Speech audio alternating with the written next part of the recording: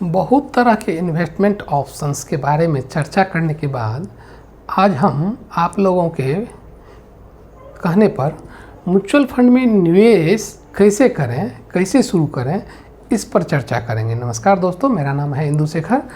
मैं एक certified mutual fund distributor हूं। यदि आप हमारे साथ निवेशित होना चाहते हैं तो नीचे दिए गए लिंक पर आप हमारे साथ निवेशित हो सकते हैं। तो हम आज जानेंगे कि म्यूचुअल फंड में निवेश हम कैसे शुरू कर सकते हैं। बहुत लोगों का कहना था कि आखिर बताएं, जो हम आखिर म्यूचुअल फंड में शुरू करना चाहते हैं तो हम कैसे काम करें, कैसे शुरू करें, अपना पहला इन्वेस्टमेंट शुरू कहाँ से करें। सबसे पहली बात, आखिर म्यूचुअल फंड में निवेश करना सही है या नहीं। म्यूचुअल फंड में निवेश करना बहुत ही सही है, क्योंकि यदि आपका हॉरिजन लंबे समय के लिए है तब तो यह बहुत ही अच्छा चीज़ है। ठीक है, इसमें बहुत सारे ऑप्शंस हैं जिसके बारे में हमने पिछले वीडियोस में चर्चा की है। तो अब हम देखेंगे कि आखिर म्यूचुअल फंड में निवेश हम शुरुआत कहाँ से करें। ठीक है, इसमें हम बहुत सारे क्वेश्चंस को मैंने आपका बहुत सारे क्वेश्चंस को लिया है। आखिर म्यूचुअल फंड कहाँ से लें, सबसे बड़ी बात है म्यूचुअल फंड कहाँ से लें। म्यूचुअल फंड हमको बैंक से मिलता है, ब्रोकर ऐप से मिलता है, एएमसी मिलता है, एजेंट के थ्रू या म्यूचुअल फंड एडवाइज़र के थ्रू मिलता है। क्या फ़र्क पड़ता है अलग अलग जगहों से म्यूचुअल फंड को लेना। और बैंकर ऐप यदि बंद हो गया, यदि मेरा ब्रोकर का ऐप बंद हो गया तो हम क्या करेंगे, मेरा म्यूचुअल फंड का क्या होगा।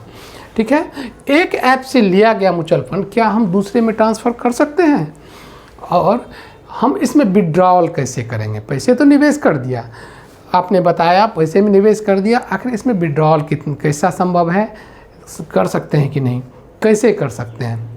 महीने के किस तारीख को ईएमआई या इंस्टॉलमेंट एसआईपी की जानी चाहिए, जिससे हमें कुछ लाभ भी होता है क्या, इस पर जानेंगे। सबसे अच्छा ऐप कौन सा है जिससे हम म्यूचुअल फंड में जा सकते हैं।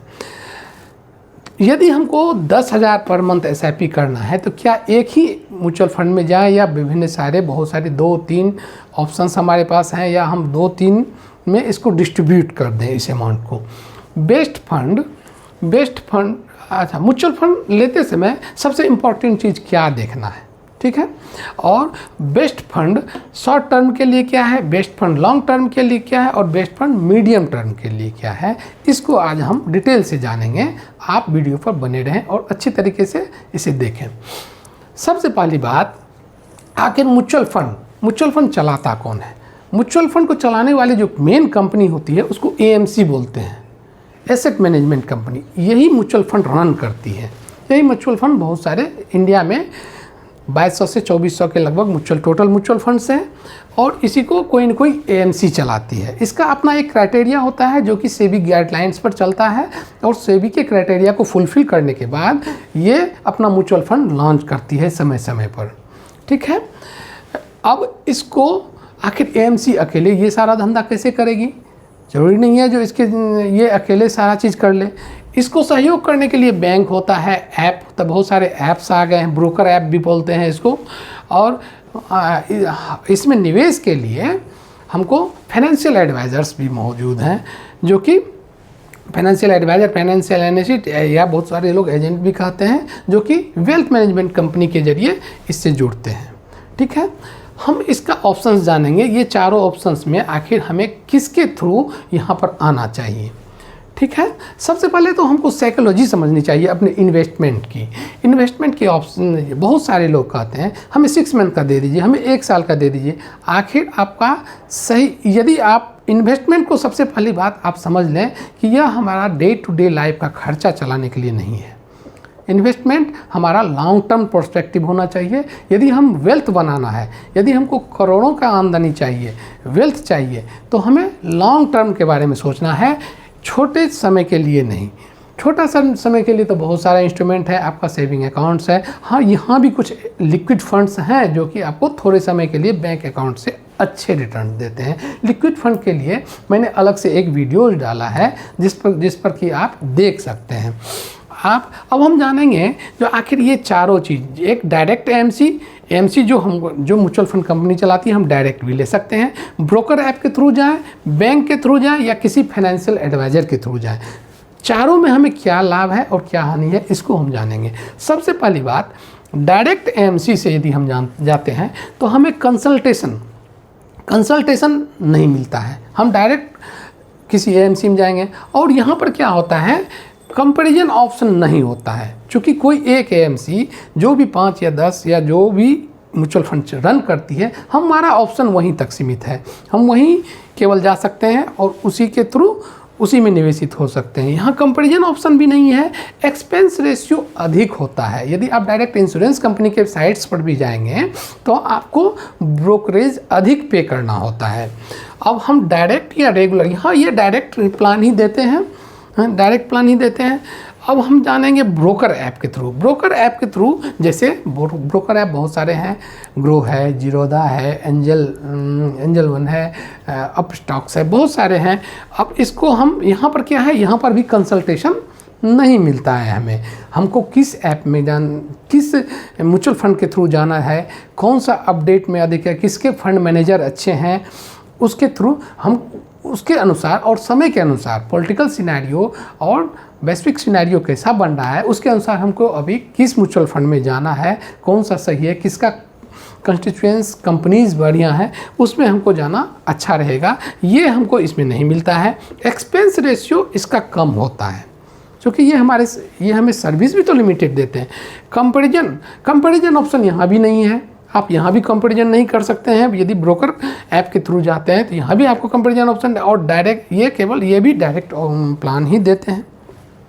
अब बैंक के थ्रू जाते हैं, हम बैंक के थ्रू जाते हैं तो ये बैंक के साथ आपका कैसा रिलेशंस है। बैंक भी म्यूचुअल फंड, बहुत सारे बैंक का अपना खुद का एएमसी है। यदि खुद का एएमसी है तो वे तो सजेस्ट करते हैं केवल हमारे एएमसी में जाइए और इससे आपको अच्छे रिटर्न्स मिलेंगे। हमारे पास वो ऑप्शंस अवेलेबल नहीं होते हैं। 22 to 2400 म्यूचुअल फंड्स मार्केट में अवेलेबल हैं, हमें वो ऑप्शंस अवेलेबल नहीं है जिससे कि हम सब में निवेशित हो सकें। इसलिए और हमें सर्विस हमारे पर्सनल कॉन्टैक्ट पर डिपेंड करता है, जो हमें बैंक कैसी सर्विस देते हैं। ठीक है, ज़्यादातर हम सरकारी बैंकों में जाते हैं तो देखते ही हैं आखिर हमारे एक डिपॉजिट और निकासी के लिए कितना परेशानी झेलनी पड़ती है, तो हमें ये कैसी सर्विस दे सकते हैं इसका अंदाज़ा हम लगा ही सकते हैं। कंपैरिजन ऑप्शन यहाँ भी नहीं होता है लगभग। यदि ये दूसरे एएमसीज़ का बेचते हैं तो कहीं कहीं अवेलेबल होता भी है। ये भी डायरेक्ट और रेगुलर प्लान दोनों बेचते हैं।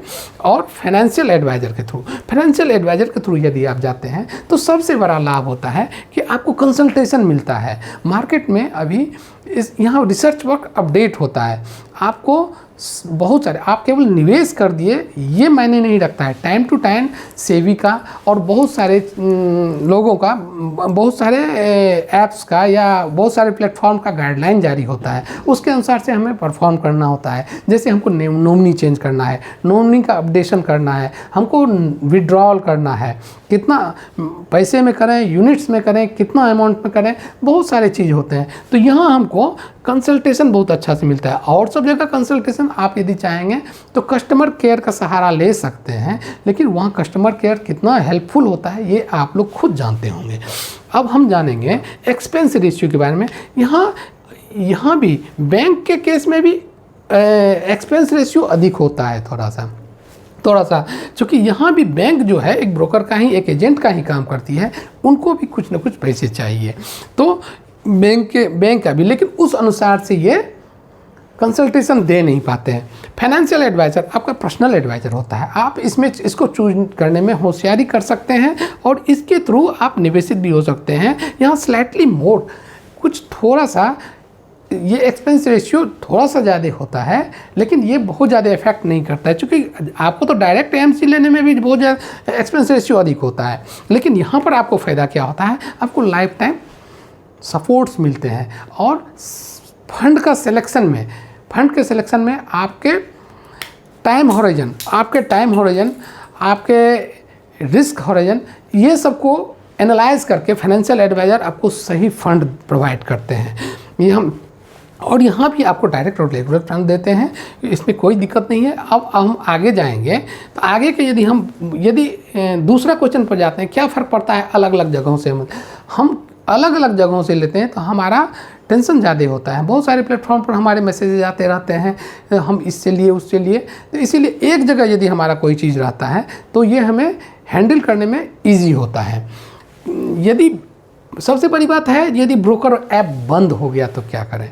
ब्रोकर ऐप हम कहीं से भी लें, सारा हमारा खेला एएमसी के पास ही होता है, किसी न किसी एएमसी के पास हमारा अकाउंट होता है और एक फोलियो नंबर जनरेट होता है। आप उस फोलियो नंबर को ज़रूर नोट्स करके रखेंगे। यदि किसी भी तरह की दिक्कत और परेशानी होती है तो आप डायरेक्ट एएमसी से कंसल्ट करके अपने फोलियो नंबर के से इसको ट्रांसफ़र करा सकते हैं। और नहीं तो आप फोलियो नंबर यदि आप नहीं नोट किए हैं तो इसका भी उपाय है, आपको पैन कार्ड के आधार पर आपका फोलियो नंबर जनरेट दिख सकता है। आपका क्या फोलियो नंबर है ये आप पता कर सकते हैं और दूसरे ऐप में, दूसरे प्लेटफॉर्म पर आप ट्रांसफ़र स्विच कर सकते हैं। अब हम जाएंगे आखिर एक ऐप से लिया गया म्यूचुअल फंड ट्रांसफ़र हो सकता है या नहीं हो सकता है। ज़रूर हो सकता है। यदि आप किसी से संतुष्ट नहीं है, किसी के सर्विस से संतुष्ट नहीं है, तो अपने म्यूचुअल फंड अकाउंट को, अपने फोलियो को एक से दूसरे में ट्रांसफ़र कर सकते हैं। विड्रॉ कैसे करें? आप जहाँ इन्वेस्ट किए हैं वहीं पर एक ऑप्शन होता है ट्रांजैक्ट का। यदि हम वहाँ पर जाएंगे तो ट्रांजैक्ट में दोनों ऑप्शन आते हैं, आपको इन्वेस्टमेंट का और विड्रॉल का। आप उसके थ्रू डायरेक्ट अब बहुत आसान हो गया है विड्रॉल लेना, और ये एक तरह का लिक्विड फंड की तरह भी आप इस्तेमाल कर सकते हैं। यदि कभी इमरजेंसी आ गया तो हमें इससे विड्रॉल ले सकते हैं और 2 से 3 दिन में आपके अकाउंट में पैसे आ जाते हैं। यहाँ किसी भी तरह का म्यूचुअल फंड में निवेश करना तो मैक्सिमम धोखाधड़ी नहीं होने के चांस होते हैं। जो कोई बीच में हमारा पैसा इधर से उधर कर दिया, इसकी संभावना बहुत कम है, ना के बराबर है। यदि कोई व्यक्ति 10,000 पर महीना, 10,000 पर मंथ निवेश करना चाहे तो क्या उसको एक ही म्यूचुअल फंड में निवेश करना चाहिए? नहीं, उसको अपने फोलियो को डाइवर्सिफाइड कर देना चाहिए। क्योंकि समय और सिनारियो के अनुसार कौन फंड कितना परफॉर्म करेगा ये कहना बहुत मुश्किल है। सपोज दैट यदि किसी साल में 2024 में यदि आईटी सेक्टर अच्छा परफॉर्म किया है और बैंकिंग सेक्टर अच्छा परफॉर्म नहीं किया है, तो जिस फंड में बैंकिंग के स्टॉक्स ज़्यादा हैं तो वो फंड मेरा ग्रो ज़्यादा नहीं कर पाएगा, जबकि आईटी सेक्टर अपना ग्रो बहुत तेज़ी से कर जाएगा। इसलिए एक एवरेज अच्छा रिटर्न पाने के लिए हमें अपने SIPs को डाइवर्सिफाइड करना चाहिए। एक या एक से अधिक में उसको स्प्लिट करके रखना चाहिए। बेस्ट फंड, अब हम आते हैं म्यूचुअल फंड लेते समय सबसे इम्पॉर्टेंट चीज़ क्या है? म्यूचुअल फंड लेते समय सबसे इम्पॉर्टेंट चीज़ है आप प्लेटफॉर्म और सर्विस को देखें। प्लेटफॉर्म और सर्विस बहुत इम्पॉर्टेंट है, क्योंकि हम कितने तरह के हमारे पास ऑप्शंस अवेलेबल हैं, कितने, और हम हमारे डे टू डे समय के अनुसार हमें कोई कंसल्टेशन मिलता है कि नहीं, हमें ट्रेनिंग्स की भी आवश्यकता होती है। यदि आप किसी एमसीज के थ्रू जाते हैं, किसी फाइनेंशियल एडवाइज़र के थ्रू जाते हैं, तो वो हमेशा आपको बहुत सारे फाइनेंशियल नॉलेज देते हैं और बहुत सारे इंस्ट्रूमेंट होते हैं उनके पास जो कि आपको टाइम टू टाइम देते हैं और अवगत कराते हैं जो आप इसमें इन्वेस्ट करें। यह समय एक्चुअल समय है अभी फिर से पैसा कुछ डालने का, तो ये बहुत बड़ी बात होती है। आपको लो रेट में यूनिट मिल जाना, अधिक जहाँ फंड वैल्यू बहुत अच्छा हो गया वहाँ विड्रॉल करना, ये सारे कंसल्टेशंस आपको फाइनेंशियल एडवाइज़र ही दे सकते हैं। आखिर हमें best fund for short term, best fund for long term and best fund for medium term क्या हो सकता है? यदि शॉर्ट टर्म के लिए जाते हैं तो हमें स्मॉल कैप म्यूचुअल फंड में निवेश करना चाहिए, क्योंकि शॉर्ट टर्म में ये बहुत अच्छा रिटर्न देते हैं, क्योंकि इनका जो कंस्टिट्यूएंट शेयर्स होते हैं ये उसी आधार पर बनाया ही जाता है। यहाँ तो 40%, 50%, 60 और 70% तक शॉर्ट टर्म में रिटर्न मिलता है। लेकिन यदि हमें लॉन्ग टर्म में जाना है तो हमें एक स्टेबल कंपनी के थ्रू लार्ज कैप फंड में जाना चाहिए। भले ही थोड़ा सा रिटर्न कम मिलेगा लेकिन स्टेबिलिटी रहेगी और एक हमें कंसिस्टेंट रिटर्न का 15 to 20% लगभग मिल जाता है। 14, 15, 16, 18, 20 ये सब रिटर्न हमको अप्रॉक्सीमेटली मिल जाता है लॉन्ग टर्म इन्वेस्टमेंट में। अतः हमें लॉन्ग टर्म यदि इन्वेस्ट करना है तो लार्ज कैप फंड में जाना चाहिए। यदि हमें मीडियम टर्म में जाना है तो मीडियम, सबसे पहली बात, यदि शॉर्ट टर्म आप किसे कहते हैं, 1 साल 2 साल 3 साल 4 साल तक को हम 5 साल तक को शॉर्ट टर्म ही मानते हैं। यदि हमें लॉन्ग टर्म करना है, अच्छा वेल्थ बनाना है, तो हमें 15 साल से 20 साल 25 साल इस तरह का करोड़ों में संपत्ति बनानी है, वेल्थ बनाना है, जिसे वेल्थ क्रिएशन कहते हैं। उसमें हमें लॉन्ग टर्म प्रोस्पेक्टिव देखना चाहिए, 15 साल से ऊपर ही देखना चाहिए। और यदि हमें फंड मीडियम टाइप के फंड में, मीडियम टर्म में जाना है, ये 5 से 7 साल में जाना है, 5 साल 4 साल 5 साल में जाना है, तो हमें एक हाइब्रिड फंड भी आता है। यहाँ कुछ शेयर्स और डेट दोनों तरह के इंस्ट्रूमेंट में पैसे लगाए जाते हैं। अतः इस तरह से दोस्तों आज हमने जाना कि म्यूचुअल फंड में हम निवेश कैसे करें, कहाँ पर निवेश करना आसान होता है। इसमें मैं बता रहा हूँ, यदि ये महीने के किस तारीख को EMI या इंस्टॉलमेंट हमें डालना चाहिए, महीने के किस तारीख को, महीने के किस तारीख, इसमें कोई, यदि आप SIP करते हैं तो इसमें कोई इस तरह का सिनेरियो नहीं बनता है कि हम इस तारीख को करते हैं तो हमें ग्रोथ अधिक मिलेगा। आप महीने के जिस महीने में जिस डेट में आपके फंड में पैसे, आपके अकाउंट में पैसे आते हैं, कंफर्टेबल होते हैं, उस डेट में आप SIP कर सकते हैं। अब इसमें बात है, सबसे चाहे मैंने बताया 10 के यदि करना है म्यूचुअल फंड लेते इसमें क्या देखना है, इन सारी बातों पर हमने चर्चा की। अब हम देखेंगे आखिर इसमें बहुत सारे ऐप्स हैं, जैसे ग्रो है, एंजल है, जीरोधा है, ये सारे ऐप्स हैं। यहाँ पर लोग इसके थ्रू भी म्यूचुअल फंड में जाते हैं। ठीक है, मैं आपको सजेस्ट करूँगा ये एंजल वन, मैं आपको सजेस्ट करूँगा एनजे वेल्थ, जिससे मैं जुड़ा हूँ, आप उसके थ्रू जा सकते हैं। यहाँ पर आपको 22 to 2400 ऑप्शंस हैं म्यूचुअल फंड के, जिसके थ्रू आप निवेशित हो सकते हैं और मेरी सलाह ले सकते हैं। लेकिन एक डिस्क्लेमर है, म्यूचुअल फंड निवेश बाजार जोखिमों के अधीन होता है। इसमें निवेश करने से पहले आप अपने फाइनेंशियल एडवाइजर से सलाह जरूर लें। धन्यवाद।